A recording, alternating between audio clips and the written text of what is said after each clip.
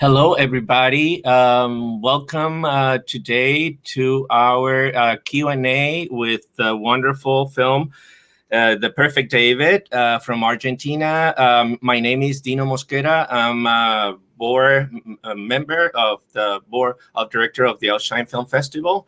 And we are celebrating our 13th edition of the festival in Fort Lauderdale coming up. So we want to have this conversation today about this film coming to us. But first, let me tell you about our sponsors. It's Gilead Sciences, Broward County Cultural Division, and Culture Builds Florida. Thank you for your support. So today we have, as I mentioned, El Perfecto David from Argentina. And with us today, we have director Felipe Gomez Aparicio. Hi, Felipe. Welcome. And then producers Martin Quinat y Pablo Ingerher. So welcome, Martin y Pablo. Welcome, and thank you for being here today with us. Just as we have a long tradition of films coming from Argentina to our festival, we welcome the opportunity and to show your film. Felipe, first, let's talk about the idea. How did the idea start for you to bring this very sensitive subject in the gay community to the screen? So let's talk about what motivated you. What was the initial thought to bring this to the film? Yes, first of all, I want to say thank you very much for have our film in the festival. We are very happy about that. And I want to say something else, that the film is Argentinian and from Uruguay too. Okay. It's a co-production. How this idea or how this story came up? It was 5 years ago. A really close friend of mine came to me with a first draft of this idea of this story about a mother and the searching of the perfection with the body of her child. And I am very interested in the relationships between families with dysfunctional problems.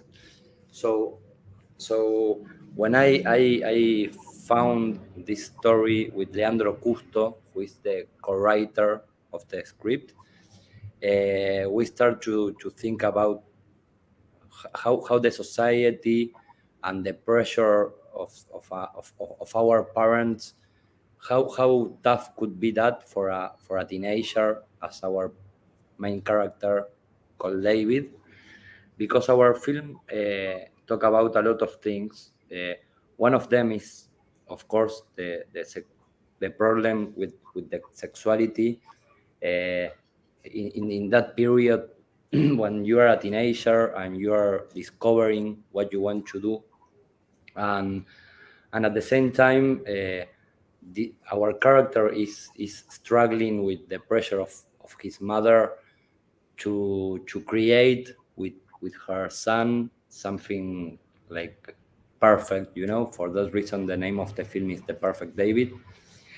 And but at the same time, what happened with the story is something that for me it's universal. It's something that could happen in different social classes and different countries, because I feel that when we are teenagers, we have like the pressure to decide everything that we are going to be in our life. That we have to decide what kind of how it's going to be our sexuality and what we want to do with our profession. And I think that it's really tough for everyone, or not only for every person. It's a very difficult moment in our lives. And when we start to think about the story, we found that possibility to show that everything could be Okay, you know what I mean with that, because uh, no matter what is your preference about the sexuality or your profession or your friends or whatever you want to do, it's okay. So what we want to transmit with our film is it's exactly that at the end we can be struggling with different kind of pressures at that moment of our life, when we are Mhm. 13 years old or 14 years old. And in fact, uh, everyone that I think that every one of us that we are here now, we had our strugglings, Mhm. our little fights in our past. In some way, I feel an identification with Mauricio, with some of the problems that he's having in the film and the conflict. Mhm. But one of the most important things for me, or to transmit to the audience, or for kids in the same age, is that no matter what you want to do, it's a real and positive possibility that at the end everything is going to be okay, and it's better to be yourself always, no. And that it's okay, I want to get out of the cliche, to say that you know Right. what I mean. Right. No, no, I totally, and actually, I wanted to dig into this premise because one of the things that caught my attention, as we know, growing up in big cities or even outside the cities as well, when teenagers start going to the gym and teenagers and younger men are just trying to build muscle and get bigger and get caught into that circle of getting stronger, and at the prime time when our bodies start changing, a lot, or more or less in the cities, more frequent, the use of testosterone and steroids at the gym, and this black market that goes on in many gyms, gay or straight. And I'm not talking just about gay Yeah, teenagers. yeah. I'm talking about teenagers in general, and younger men. And we get exposed to this and at the gym, but is the initiative comes out of the individual, the teenager, or the trainers, or the bodies that are training with them. What caught my attention about your film is that a lot of this comes from the mother's pressure. Is the mother Yeah. who's actually pushing him to get bigger? And to be honest with you, I've sensed a lot of, or some of the, I don't know, correct me if I'm wrong, but some kind of incestual desire or some erotic desire on the mother. I don't know which one of you want to talk about this, but to me, was one of the central aspects of the film is that um, a little disturbing desire the mother have for the son's perfection. Who wants to talk about this? Pablo, do you want to say something? Okay, yes. Hi there. First of all, I thanks for being, and this is our first LGBTIQ festival. That was a very big surprise because my production company, Oh My Gomez, used to focus on LGBT movies, and on this one we had this strange question about how LGBTIQ is it? It's Mhm. the tag proper for the. I, as we are here, I can see it is, and we share a lot of interests. I'm the only also in the producers. The well, me and my associate, we are the only the gay ones, and we thought that the LGBTIQ focus is moving Mhm. constantly, not the Mhm. same thing. We had to talk to make more visibility for our struggle. at this moment, I think in The Perfect David, how the gay question, it's in the air, it's floating around, and it interpeles, as you know, with these reminders of the peplum cinema, you know, the when you say Spartacus, on how Right. we, I'm 40 years old, and how we looked at the culturism magazines, you know. But at this moment, that idea of if it is gay or not, David, or what is going to happen, we are not only not answering the question on the movie, but maybe just putting the question on the air. No, and I wanted to touch on that too. I mean, and that was actually one of the points that I wanted to touch, because Sorry, the fact that he is not clear in the film if he is gay. I mean, he is watching gay porn, and there is a scene there that indicates, but then he's having a crush on this girl, something very common, in teenage years. But that was close to come to the mother things. I'm so sorry. Right, I do want to touch on that, because to me that is central to the film, right? The Okay. relationship between David and his mom, Juana, right? Is that right, Juana? In Yeah. the film, by the way, choosing Dave Mauricio. That was my approach to say all the gay guys, we had a very strong Connection with our No, mom. but about your answer in concrete, about your answer about the incest, the atmosphere. Yes. I think that the answer is that Juana is an artist, and I think that every artist have in some way a sexual relationship, maybe a contemplative sexual relationship with our own. You know what I mean? So for Juana, David is like an object in some point, but it's a very important object for her, because I don't want to spoil the film. I think that this is going to be after the film, no? But in some way, David it's a piece of art for Juana, and how an artist could feel the art of their own. I think that we have a sexual relationship with our own piece of art, you know, and in that way, I think that in our film we could feel something that could be quite close to the incest, but it's not something that we want to say in an explicit way, you know. We never thought that to have an explicit scene of Juana having sex with David, for example, or something like that. The incest thing, or the incest issue comes because the relation between an artist and their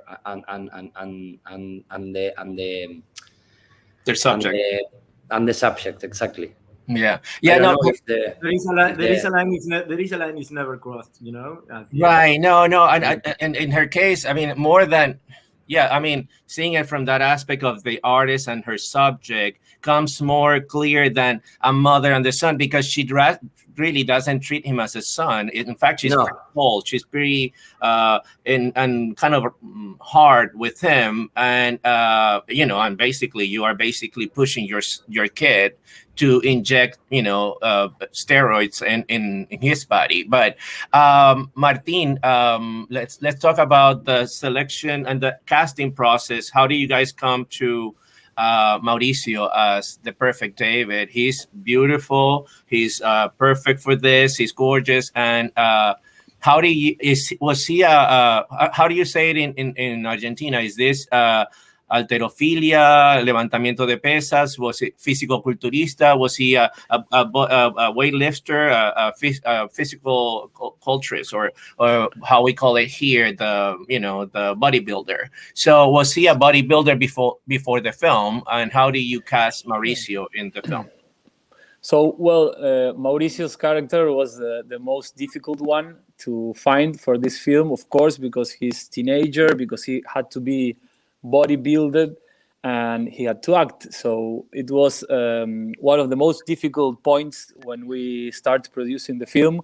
And actually, it was hard. It was not the most easy process. And yeah, Mauricio he's not a bodybuilder, professional bodybuilder, but he does train and he does compete in a younger category called men physique. So the casting process was long, and we started casting with actors and not non-actors with these particularities. And Mauricio appeared. He never acted before, and we were looking for lots and lots and lots of teenagers, and it was getting very hard to find him. But the day he appeared, there was something. First of all, I think or at least for me, with his face and his look and his baby face and situation, like he's a very sweet teenager, and he's gigantic, and he's like taller than me and everything, but he's so calm and respectful and everything, that I think that made the process to make sense. And well, we had Maria Laura Berch and his casting studio in Buenos Aires helped in the process. And after that, it was coaching and rehearsing and putting up together the other part of the cast. It helped that the other actors were all professional actors, mostly. Including the other body lifters, the other bodybuilders, except for them. Except for them, yeah. Okay, and when it comes to that, I mean, I sense a little bit, just like with the mother and the young, perfect David, the other bodybuilders at the gym, these older guys that were just perfect and beautiful. There was something also like this kind of dynamic of, the older guy and the younger guy. And then there is admiration, obviously, because they're building their bodies. But the I don't know, sexual desire, is that, am I reading that correctly, Felipe? Or is that, yeah? Yeah. You read that correctly. There is a sexual tension between. There is a character called, for us, the doctor, but in the film nobody names him as the doctor, but it's the guy that is always injecting him. And yes, there is a sexual tension between them. In fact, there is a concrete scene where we see Mauricio, David, and our doctor in the doctor's house, where the doctor invite David to stay a little time in his house. I don't know if you remember that situation exactly. Yes, exactly. Yeah. And at that moment, we did that scene exactly for that reason, because we feel the necessity or that is correct, that they have a tensile sexuality, but at the same time, is how I said before, that everything is okay. You know what I mean? The issue with the sexuality at the end, it's something that we know that it's like a lot of part of the world that they are really concerned about what we do with our sexuality, and at the end we are all the same, and the act of the sexuality, the exactly moment when you are going to have an act a sexuality act.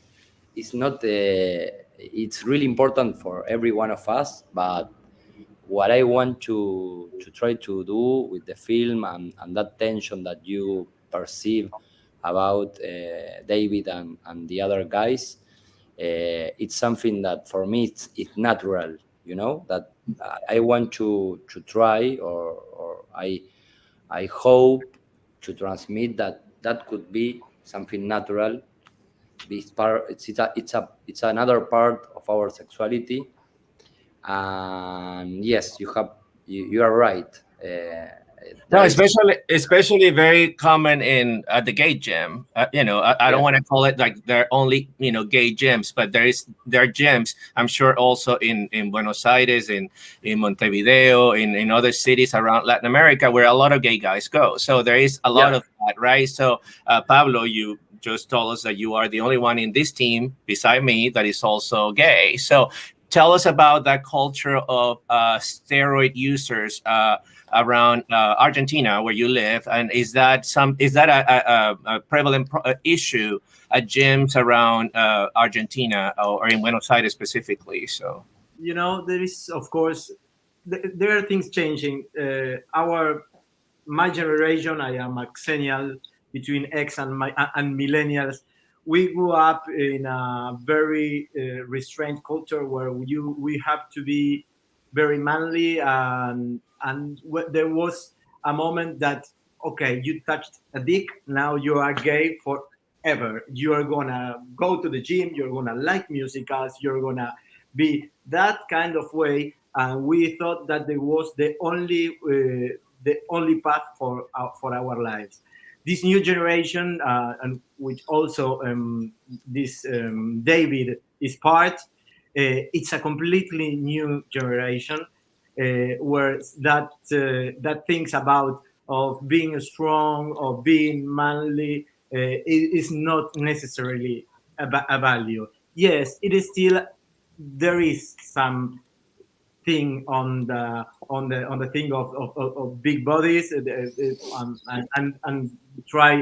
try to be harder, but it's not so common as it was like 10 years ago. yeah. Hey, or Martin, told them about the most strange thing about the casting. What was the problem on Mauricio that we solved on the movie and nobody's going to know never? Well, Mauricio has his body covered with tattoos Oh, in really? the real life, yeah, and it wasn't the what we were looking in the body of David. So that Right. was one of the main Oh, problems in the my shooting. compli my compliments to the makeup artist. I mean, really, Oscar Mulet, yeah, pretty impressive. Because amazing. you could never tell that he had tattoos, and I'm glad you covered them because his body is just perfection. And I mean, No, I'm not saying that tattoos will ruin it, but for a David, obviously, no. it will not go It, with that. no, it wouldn't be credible that his mother let Right. him do that, and at the same time we did a really good work with the makeup, but we have a post production process too, because we have to Mhm. erase some details. So Yeah. so it was really tough. That We it's have a movie that. more VFX than Star Wars. Yeah. We have a lot of VFX, but in the film you didn't realize that we use a lot of VFX. I'm glad that you explore this theme in with your movie. It's not a common thing that we see in films, particularly LGBT films coming from Latin America much. And the fact that you're digging into this and the issues that surround this, not only for gay teens, but for teens in general, and the fact that you are giving it a good exploration is something to be commended. So you're telling us that this is the first time you show the film, is that this is the first festival that where the film is being shown, is our film festival, is that right? No. No, it was. No, no, no. Oh no, what Pablo said is this is our first LGTB Oh, okay. festival. Okay. We premiere in in other festivals. Okay, and did you open in Argentina already with the film? No, Not yet. We open only in the States. This is our second projection in the States Tribeca. with you. In Tribeca, we open in Tribeca. Now Uh-huh. we are with your festival, and we are very happy, as I said before. And now, after that, this week we are having our European premiere in Warsaw Film Festival. Uh-huh. And by the end of the month, we are going to be in the Mostra de Sao Paulo. So we are Brazil. very happy Mhm. with all of what is going on with the film, and to be part of your festival, of course. No, and for us is an honor. I mean, we pride ourselves. I mean, since we are in Miami and this is the capital of Latin America, to have the best LGBT films coming from Latin America always come to Miami, and then this is a good platform for all films, especially from Latin America, for the rest of the U.S. So we're glad that you chose us too, that you submitted your film, and obviously, like I mentioned before, Argentina being a country with so many great films that have been shown, LGBT and not LGBT films. We're glad to have your film here. So I'll give you the last word, just a brief to wrap this up, because we are coming to now our time. So first, Felipe, let us know. I mean, just so what are your plans? What's coming? What coming about the new projects, or you mean Yes, about the film? new projects. Yes. No, new projects. I am working on my second feature film. I'm in the investigation process right now. It will be something really different than the Perfect David. And at the same time, I am working in some series for Amazon and Netflix. I will be shooting the series during December until June.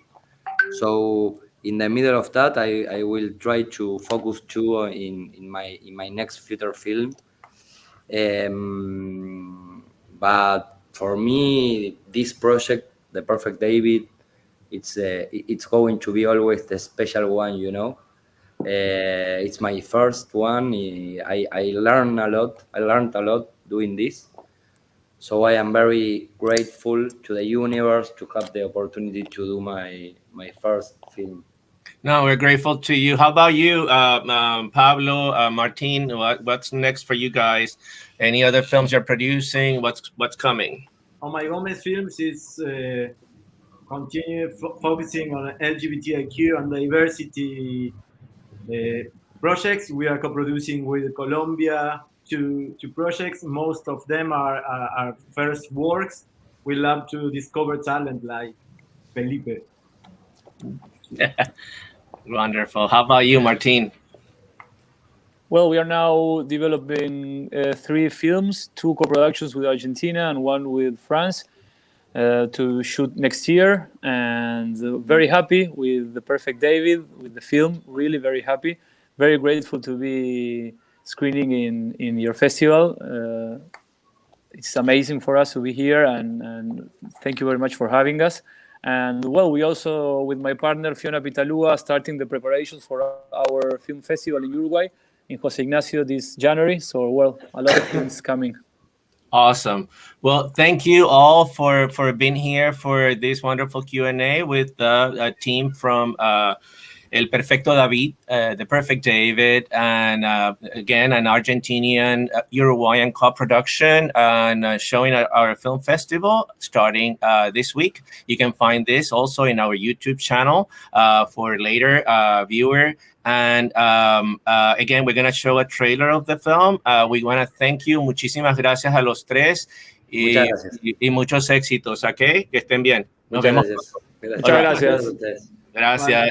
Chao. Adiós.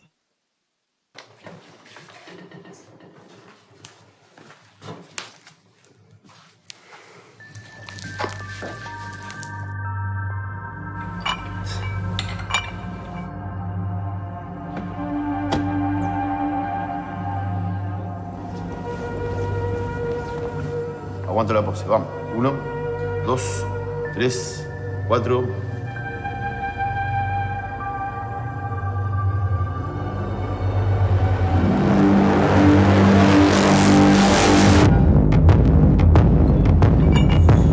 Hoy te acompaño.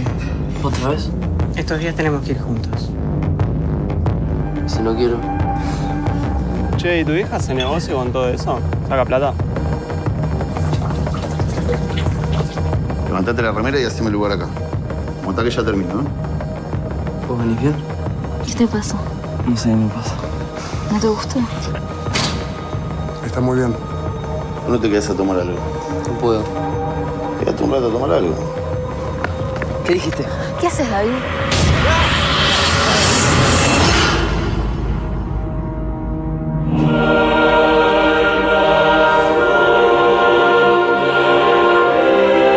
Ahora vas a subir ahí arriba y cada minuto lo vas a hacer valer. ¿Me escuchaste? Porque acá no venimos a perder tiempo nosotros. Vos sos campeón. No le vamos a regalar nada a nadie. Así que ahora vas a ir ahí arriba y lo vas a hacer pelota a todo. A cada uno que se te cruza adelante lo vas a pasar por arriba. ¿Me escuchaste bien? Adelante, al público, mira. Y sonrío. Eso, contento con lo que estoy haciendo. Ahí, vamos. Bien, disfrutalo.